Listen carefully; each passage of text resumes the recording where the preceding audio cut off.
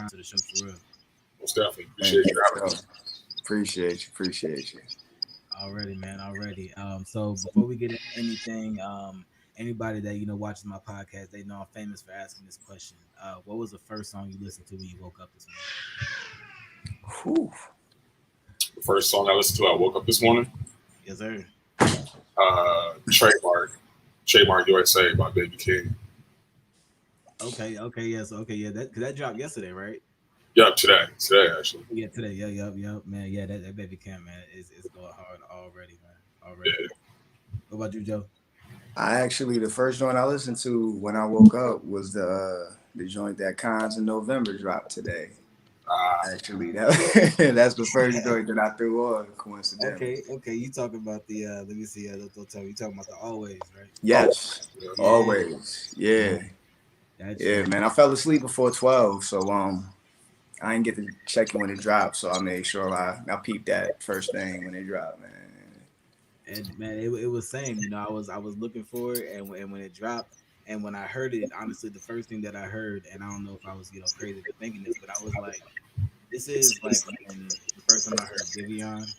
When I heard him and what he gave to the male R&B, I was like, this is what she has potential to do Yeah. because her voice was down, and it was just something else, man. But before we get carried away with that, yeah, man. So pretty much, I just want to ask y'all like y'all's process as an artist and producer duo on the projects that y'all worked on. Y'all have Planes One along with Planes Two, and listening to both of those, I mean, honestly, just it was like a plane, but the plane never came down. It was like I just saw the steady progression as what I'm saying, as things were, what I'm saying, going up as far as the lyricism, as far as the production, all that. So Yeah. how is that how does that work? What I'm saying, that synergy between artist and producer. Um, from my experience, what I've seen, even working with producers, anytime I've gotten a dope product out of working with a producer, it's because we developed a genuine relationship. Of course, it's possible to put talent together and make something dope, but I think a lot of what you hear is just the culmination of me and Khan's brotherhood and the fact that we like dope shit. So like I mean it comes out in the expression. Khans, what you got? Yeah, I mean, it just having like an energy connection. We both have like a similar ear. Like we both like if you think something is dope, I think it's dope too. You know what I'm saying? It just finding someone that has that same energy that you have and Yeah, tapping in. So how definitely. does that? I'm sorry. Go ahead. Yeah, I was just saying, definitely a lot of similar interests when it comes to sound, for sure. That helped. A lot of people I thought that he didn't know of, MCs I thought he didn't know of, he knew of. So it was like, oh, so you're tapped into a sound that not many people are. So that created something dope. So how does that work when or more so, let me realign the question. Have you ever been in a situation, you don't have to go specific of course, but in a situation that as a producer, the artist, y'all didn't have the same vibe, or as an artist producer, y'all didn't have the same vibe? Did y'all still work together, or was it kind of one of those things that's just like, I'm not really sure this is it? Um, for me as a producer, I mean, it's just it really is just about who's paying me for real, for real. But I mean, but but but if I find somebody that I enjoy working with, I try to bring them in close and work with them closely and everything like that. But I mean, yeah, there's always been people who I've worked with that the energy wasn't quite there, but I mean, we still made stuff work and still got something out of it. Okay, okay. Yeah, I've sat in on some of them sessions with Cons. It was definitely about the dollar, man. Like, woo, man. Hey, yo, tip your engineers, actually, man, because they go through it. God damn. I can't imagine. I can't imagine, man. So, so with that kind of making a not even say a 180, but just segueing into another topic. When it comes to y'all's musical inspirations, like who are some of those? Not as cliche to who were some of your favorite rappers when you were young, but who were really some of those true artists that you can look back to that were like some of your earliest musical memories? Like Like I remember, like I remember Stevie Wonder, Anita Baker, even Tony Mm. talked about that. So I was remembering that as a child. So, who are some of those artists that you remember playing and definitely pushed you in the direction of being in the music industry? Me, I grew up in church. I'm a PK, preacher's kid, man. There's a line of pastors in my family, my dad, my grandma. So definitely a lot of gospel music. The I always enjoyed the harmonies and the arrangements in gospel music. My dad, he played a lot of Earth, Wind and Fire, OJ's, things like that. And what really put me on the path of just even wanting to be an entertainer, MC Hammer was my world. You couldn't tell me nothing about MC Hammer. I got the three lines in the head. I had the ponytail. I had some big ass sweatpants that I passed off as parachute pants. Yeah. But yeah, MC Hammer was a major influence. And on the real, man, like after that, it was a lot of folks in the gospel rap industry. Cross Movement, I know a lot of people know who they are. And then Lil Bow Wow, Mace. I was into a lot of mainstream shit. Honestly, like I was into a lot of mainstream stuff. Ohio. I said shout out to Ohio. Shout out to Ohio. Big shout out to the second home, man. Big But Ohio. those are the early influences for like the early influences that made me interested in creating sounds and stuff like that. Got you. Okay. And like Conz, like I know like who are those producers that you just like that just like really stuck for you. Oh no, I'm sorry, I ain't gonna change the question for you. You can answer the early childhood question. Yeah, I mean, like when I was younger, my mom used to play like a lot of 70s soul music, so that's where I got like my ear for like hearing soul music and hearing soul samples. So when I like when I was as I got older and I started hearing groups like Wu-Tang and Mobb Deep and Gang, started to like what songs were came from and how they were manipulating them samples to make the beat sound like that. That's what really inspired me to want to create music. But like, like rapper wise, what rappers inspired me when I was younger? Probably the RZA. As weird as that sounds, because like I mean, like he inspired me as a producer and a rapper. Because like I don't know, I just like the way he put his verses together, and he had no flow at all. He had no cadence whatsoever. But didn't give one shit. But like he was always dropping jewels on. So yeah. That's my bad. Can I use profanity? I'll cut it out. I ain't. No. We don't got to worry about I don't know if kids is what. I try to make it honest. You know what I'm saying? And like, we just gonna speak real. You know what I'm saying? I just ask, no nothing racially derogatory toward any people or you know what I'm saying? Of course, But so man, it's crazy you mentioned the RZA. So I was just last night I was actually watching the rest of the Wu-Tang story, and I heard I didn't know the RZA stood for the ruler, zigzag, zig, and Allah. I broke that down. I was like, yo, okay, like it makes sense. You know what I'm saying? How they all kind of switched up. Raekwon went from Sha to Raekwon, right? But anyways, man, that's really dope. That's really dope. So I'm gonna direct this one directly to you, Conz. So I know you already mentioned it. You know what I'm saying? You were just like, hey, I'm gonna work with who pays me. You know what I'm saying, for sure. But what kind of advice would you give to somebody who, a young artist that came to you, what I'm saying, paid the money to work with you, and he's really, really dope. Like he really has something. He really is, could be like you see something in him. Like what the hell, like. Right. Do you give him a little bit more than you would give the other, or do you kind of just let that relationship build, as present? It's kind of both. I mean, like, there's people I've thought that were like really, really dope, but like we didn't really work that much together after I recorded. But it's just about letting the relationship build and seeing where it goes from there. Okay. And do you ever help like with the like because I mean, let me go back. So I heard this track called "Sun Up," and I was like, okay, that's not my song. That's not your song. No. Okay. So I was trying to figure out. I've been hounding Apple Music to take that off my page for so long. Glad you clarified that because I was like, okay, so is he a rapper producer? I'm trying to figure it out. But yes, I am a rapper though. I do have a project up on Apple. It's called Goat, and the other one, yeah, and the other one's called The Album.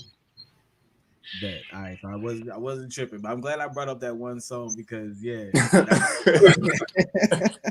definitely jumped out at me, man. Never heard it. So like, it's just another question for you, man. Like, what are some of the or I guess what was one experience that you feel like as a producer working with an artist, it was like I guess a humbling experience for you, like in a sense like that artist came with so much, probably like I'm not gonna say like I ain't gonna say established or unestablished artists, but that artist just came with so much that you left, they left, and it almost seemed like you gained more than they did, if that's ever happened before. I mean, I can't really say. I mean, I've been inspired by like artists' work that I've done with them, like how their work ethic is in the studio and how quickly they can put their idea together. Because that always amazed me. Because like back when I used to rap, it used to take me about a day or two to fully put a song and put my full effort and the whole thought together. But I mean, just being humbled by how creative people are, and how easy it is for some people to just come out with something off the top of their head. Like Joe, like he comes to like when we record, he comes to the studio. I might make a beat on the spot, and before I'm even done with the beat, he has like what he wants to say already. And work. Hey, I was literally about to mention that because that was one of the things I saw him mention on his page. He's like, I write a verse as fast as I can. And so just to see you say the exact opposite, I was like, okay, that's where that yin and yang comes. I can say that vibe. All right. I like that, man. So going to Joe.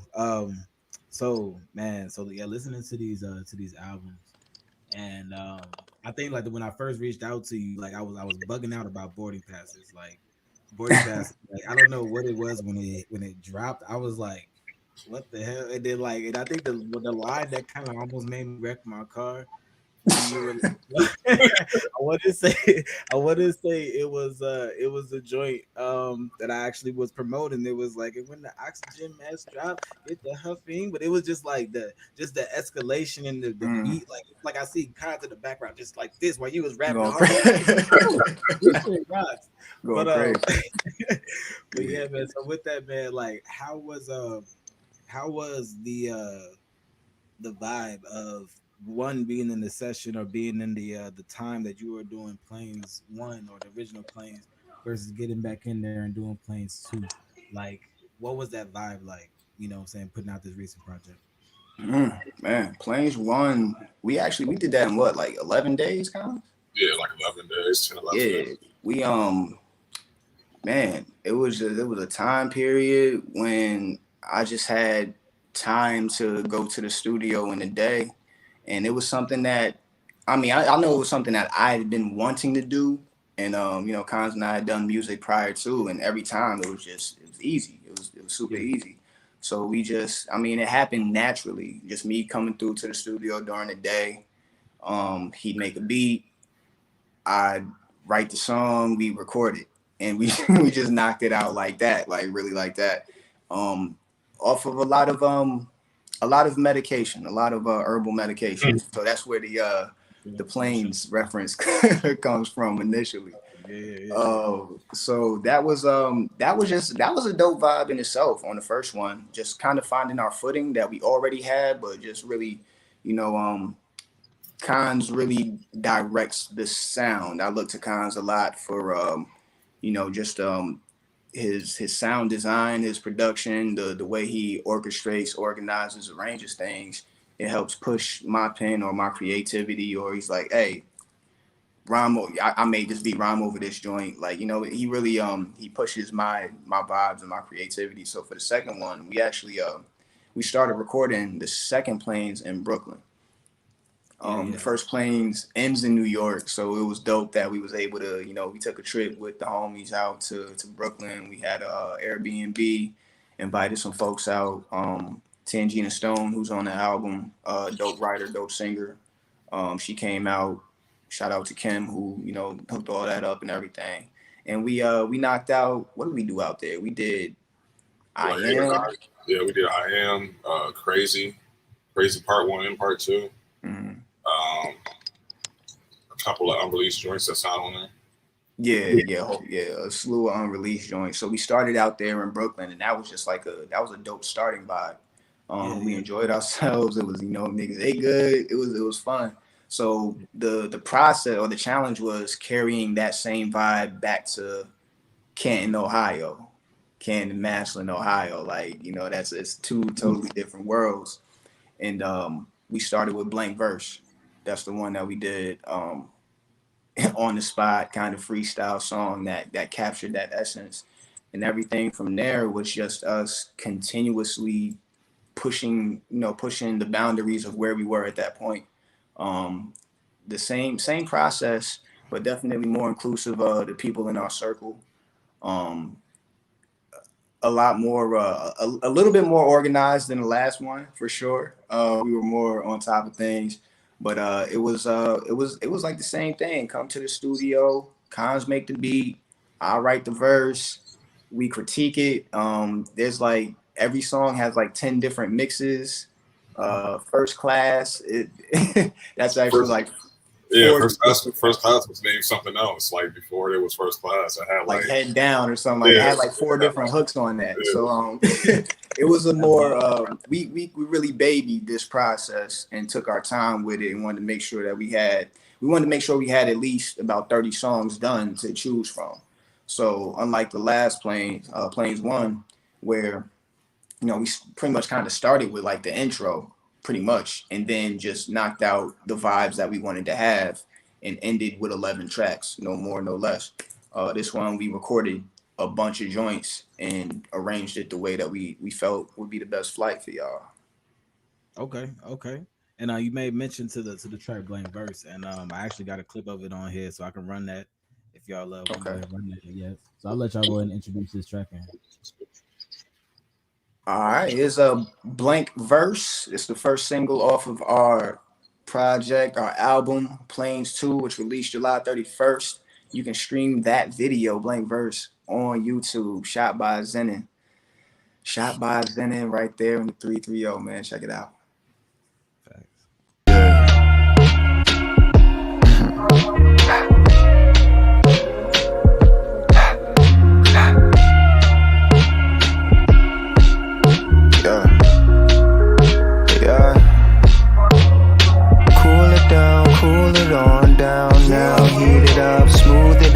Smooth it on now, bring it back.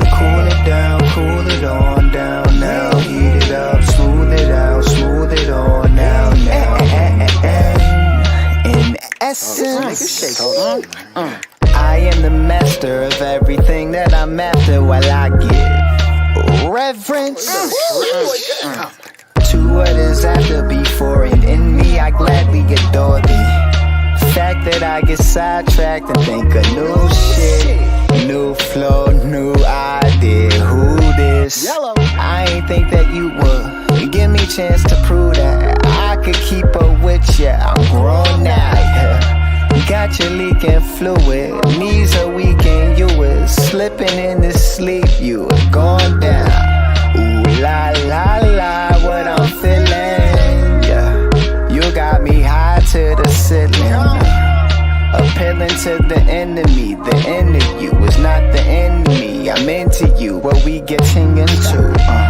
That smooth shit, that grown shit, that you sound like you live on your own shit. That what you going through shit, that shit that make you think of.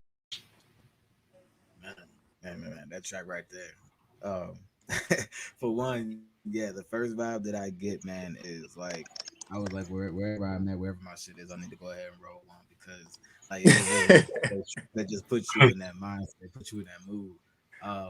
So yeah, with that, what was the? So I'm assuming, did you make the beat first and you wrote the bars, or did you kind of have the vibe? And I know y'all kind of already said it. He makes the beat while you write the verse. Was that kind of the same with that? Yeah, was it? This was like we had came back from New York, and like the day after we had got back, this is like the first thing we did when we hopped in the studio. So like I found some drums, started messing with some drums, and found a little sample and played a bass line. And Joe started playing around with words in his head and just walked in the booth and just knocked it out like the crazy person he is. Just killed it, man. Made me sound like a rap superhero out there, man. I appreciate that. So like when you make songs like that, like I mean, this might be a silly question, but I have to ask, like, when you make songs like that, do you have to be in a medicated state? Because it sounded and the vibe was there. Like the vibe was completely there. And I was just like, well shit, like there's a lot of things that I can do medicated, but there's a lot of shit that I cannot. And being able to fit the full verse, you know what I'm saying? So yeah, like what like how was that like? Or is it more so just in the creative process? That was more so the creative process. I'm a fan of I'm a supporter of, the good stuff. So that's usually a given. But there was a time when I didn't write at all under the influence because I didn't want to feel like, it was influenced by that. I just stopped doing that maybe recently, a couple years ago. But that more so is just the just creative process, wanting to try new things. And that song, Conz had to convince me that song was dope because the fact that it was so simple. Me being from New York, I grew up under that extra lyrical. That's what I started gravitating to more once I got out of the mainstream things. Like, it got to be lyrics. What's up? What borough? The Lost Borough, Long Island, the place where the guy Rakim from. Yeah. But I mean, yeah, just being out there and absorbing all of that essence. I've always been hypercritical about anything that may be simplistic. So Conz had to convince me like, yo, it's dope because you don't have to think too much on it. So that's actually a lot of the process in there too, is Conz putting that battery in my back like, yo, it's fire. Because I'll rewrite something in a minute. I'll be like, nah, that ain't it. Just being critical, but that was all creativity. Let's try something different. Let's keep it simple, freestyle a little bit here and there. Let's sing a little bit, and just capturing that vibe of what we had back in New York. And one of the things that I hear that comes out a lot in your music, and what I realize a lot based off of your social media. And I was actually I'm on Clubhouse, sometimes when I go into some of those rooms and they're talking music shit, and I hear they were talking about, I can't remember the artist they were talking about, but they were saying she had so much, but she does not interact like at all with like her fans. She doesn't interact at all. But I see a lot in your humor with your bars. Some of the stuff that you have humor in your bars, you kind of translate that as well to your social media, like Wise Words with Yende. Like I was just, like scrolling through and I was watching some of them, and like it was like one of the things that you just like you're up at like 2 a.m. and you're just like and I'm just like laughing and shit. Wife like I'm like shaking my head and shit, like I'm laughing. So like it's good having that break. Like there was another artist that I interviewed C from Virginia. He's the same way where he puts out a lot more like inspirational things, or like trying to really drop a jewel on somebody versus trying to just promote his music, right? Which I think is really dope and it's really important, what I'm saying, for that artist type of shit, because people want to tap in with you on different levels, what I'm saying. For sure. They want, what I'm saying, just the surface level shit. I love that. Like the reason why a lot of my artists are my favorite artists is because I tuned into their interviews. Like that's if I like somebody's music, I'm immediately going to see what are you about. If you got a whack interview, it kind of like throws me off. Your personality is like, it'll throw me off from the music a little bit, or wanting to actually become a hardcore fan because But yeah. It's crazy you said that, because like I'm being on the other side of it. Like, I mean, don't get me wrong. Like, there's a lot of artists, of course, that I look up. I see their interviews, but trying to be on the other side, actually looking to find the artist, having them interview. I listen to their music heavily first, and I'll really end up liking their music, and then I interview, and I'll be like, it just it really just all depends. Like they're not all made the same, and I try not to. I try not to judge based off it because I'm just like shit. If I reached out to you, I fucked with something that you had going on. You know, you might have been Word. nervous. I don't know. You know, whatever the situation is. But That's the thing about me too. Like I'm the total opposite of you, Joe. I'm like an introvert, so like you rarely see me post anything on Instagram. I was literally So like people are like people don't really know my personality. I would say actually like know me. Like if they know me, they know I'm the goofiest dude ever. Like I've seen the most silliest shit. But like to everybody else, I'm like a serious ass dude who's like serious. Said I am smiling. What you mean? Like that come off kind of like. I'm sorry. Go ahead. No, that's funny. Does that ever like you know what? It's actually funny as hell, man. Now that you say that, you know, you really remind me of that gif where the dude pulls in the I think he pulls in the what is the word? What does it say? He says some shit. He just kind of looking at the camera the whole time, like get off subject, man. So what was that? I lost my train of thought, man. Oh yeah, so your demeanor. So your demeanor. Do you ever feel like that gets translated through your through the way that you work, like the way that you kind of do your beats, and what I mean is like I feel like what am I trying to say? What I've noticed about a lot of producers, and you know, please correct me if I'm wrong, but what I notice about a lot of producers is that um y'all are like, you know, when they say of a cut from a certain cloth, like y'all are literally cut from a certain cloth, but at the same time, every cloth is different, every fabric is different, every Right. material is different in a way, but they're still from the same cloth. I don't know, make that make sense. But I get it. So I guess in what I'm trying to ask is the community of amongst producers like you, because honestly, you know, just a comparison, like I don't know if anybody's ever given you like an alchemist type of comparison, but Yeah. with your person, but or even like a I would say a up north version of Knife Wonder Yeah. in a way, with the way that you do your samples. And so it's like, does that village, I'll say, of producers, is it welcoming? Like, you know what I'm saying, do y'all bounce off of each other? Um, is it kind of like, you know, you gotta kind of bust your way through the door type shit? Yeah. I mean, it's just about like I don't really. I mean, I've met a few industry producers, but I don't really know a lot of people to really base that off of. You know what I'm saying? Because like I'm usually just here doing my own thing. I never go look like it's like I was saying. I'm an introvert, so I just be. If you don't fuck with me, I ain't gonna fuck with you. And like that's probably like my worst downfall. But that's the way I'm just to myself, and I have the people that I like. And it's just how it is. So the people who find out about you kind of like, is it like a word of mouth? Is it kind of like literally just like somebody hears it and they're like, yo, who produced this? Conz. Who the fuck is Conz? I'm gonna set you up with it. Like, is it pretty much like that? Yeah. Just because you're not really out there like that? Yeah, that's how. I mean, basically because I have a video out now, and it was a video that I produced for my homie J-Mo, and it has 38 special currency on it. Yep. And everybody's like, who's this Conz guy? Who's this Conz guy? Mm-hmm. Yeah, when you get names like Currency, yeah, that definitely, you know, so that catches it, and that's what I like about Currency too. Like Currency will, I mean, well, I don't know, you might be able to correct me on that, but it seems like Currency will definitely he deals with so many different producers. Yeah, for sure. Which is pretty dope.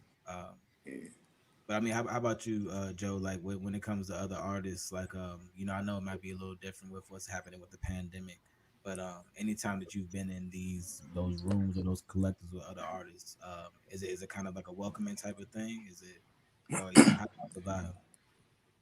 Man, I'm a bashful extrovert, so I kick back too. If I'm in a room with some artists, it's usually some artists that I know. Yeah, it's the same way. But I'm a fan of collaboration, so I'll look to insert myself when necessary. I don't ever like to impose on things. But I love to collaborate. I remember I was down here in Atlanta in the studio with some artists. Actually, artist by the name of Bully from New York, and he was working on something, and there was a part where there was a melodic part, and I was able to coach him, do some coaching through that. Yeah. not dope ass artist by itself, but just because of my knowledge of music theory, some ways that I was trained classically, like I was able to help him find the what he was trying to get done and actually execute on that. So like that's really the area that I really want to go into is like a creative consultant, rap coach kind of. Yeah, I saw a rap coach on your Yeah, profile. And so yeah, you said that classical training, what was that? Was that formerly school? Were you just taking classes? Like, yeah, what was that? yeah. And in high school, like I did some piano. Grandma had the piano. She'd have teachers come through, but I never stick with that. But in high school, um, I had I was in chorus, and the chorus teacher, her name was Miss Subert, and that lady changed my life, man. She just she really stressed the fact that the voice is an instrument. And like, all the band folks, they're gonna talk down on you because they're gonna say it's not a real instrument, but you're creating the notes without having to press anything. Like your voice is an instrument in proper posture, and then taught us solfege. And then from there, I was taking music theory classes. I was in madrigals where niggas would dress up in the Renaissance clothing and go out and sing. I was a bass section leader. So like I absorbed all of that. Not saying I was the best singer or anything, but I've always been into music. So I took all of that in, and that opportunity, I took that serious. Everything that she taught, like, I absorbed it. And just even doing my own research myself and certain vocal warm-up exercises. Like, I'm a rapper, why am I doing this? But it's for the simple fact that when I get in the studio with an artist, I'm able to speak their language because I'm an artist as well, and then teach them as well and show them, hey, your voice is an instrument. This is what you can do with it. What are you trying to achieve? Because I got some really good ass ears. That's why me and Conz work so well together. We have very in tune ears, so we're able to create, execute, bringing ideas to fruition. Okay. Okay. So going back to you, Cons, kind of leading back into that, that same relationship that you have with Joe. Um, I mentioned November Williams earlier, and y'all's track always. So you said that y'all were in the studio cooking up some things. Um, yeah, not necessarily to go into specifics, but like I mean, I don't know. It seemed like when I mentioned her, what I'm saying, earlier, like you seem like you were really excited about that project, like what I'm saying. So like how is that, what I'm saying, that vibe being in there with somebody, like I said, I heard it and I immediately thought like, yo, like this is gonna be something, like how I felt when I heard Boarding Passes. That's personally how I felt when I heard this track, because I immediately was like, why is this not everywhere when I have all this boopy scoop shoot everywhere, playing everywhere? Like, why is this not being played? And two, like this is actually some real innovative shit. So, um, do you like how? Shit, I keep losing my questions. How do you translate that excitement, but also kind of keep it drawn in when you're working with an artist? You know, like that, like Um, powerful. well, like with November, I've known November since like 2011, and we didn't really start doing music together until like 2018. Right. But I mean, just when I'm in the studio, I never show my excitement because, like, I don't know, I don't know how to show my excitement when I'm around people. Like I'm very straight faced, but like if I'm mixing the song and like shit starts to sound good, like that's when I'm most like, oh my god, this is fire, this is fire. You know what I mean? But Right. I don't know, it just I don't know.